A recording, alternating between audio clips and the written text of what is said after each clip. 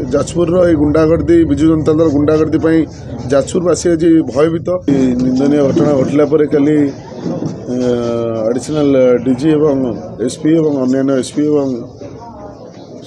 जिलार समस्त आईआईसी एवं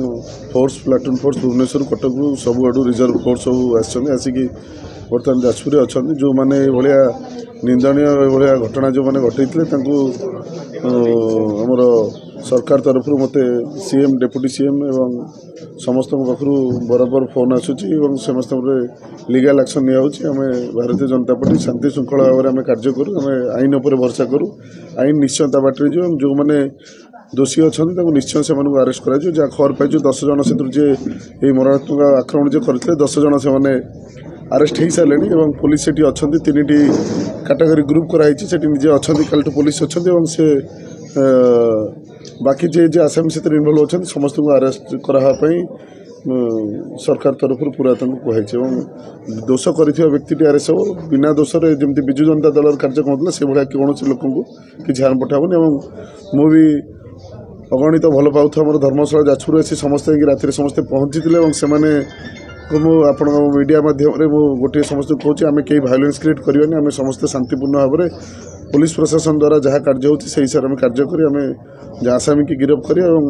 जाजपुर में शांति श्रृंखला बजाय रखा निश्चय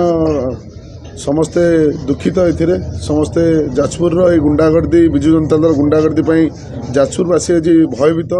तेणु मु सरकार थी मो सरकार मो ऊपर उच्च अधिकार जहाँ आलोचना कर गुंडागर्दी कि भारतीय जनता पार्टी बर्दाश्त करनी तेणु काली आपण मैंने देखी थे कौ रेट्रे पुलिस से पहुँचले तेणु निश्चय ये कार्यक्रम आगू के न होगापाई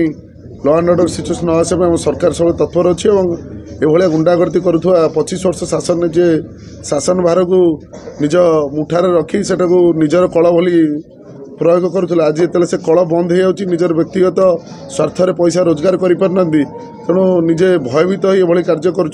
राजनीति में एपरी आक्रोश के जाजपुर मुझे हबार देखनी मुझे प्रथम थर देखुची आपण मैंने विरोध में कला पताका देखी पारे किए क्या साई फोपाड़ी पार अंडा फोपाड़ी सबकि कार्य करेंगे हेले एमती रड धरी एमती जीवन मारिदेला भाया प्रथम थर पर मु जाजपुर प्रणव प्रकाश दास जो युव थिले विजु जनता दल सभापति जहाँ लोक थे से जो आसिक मत स्ट्रेट कहले कि आमको बबी दास पठे हिमांशु साहू भारतीय जनता पार्टी कौन नेता जाजपुर आलाने मारिदेबू।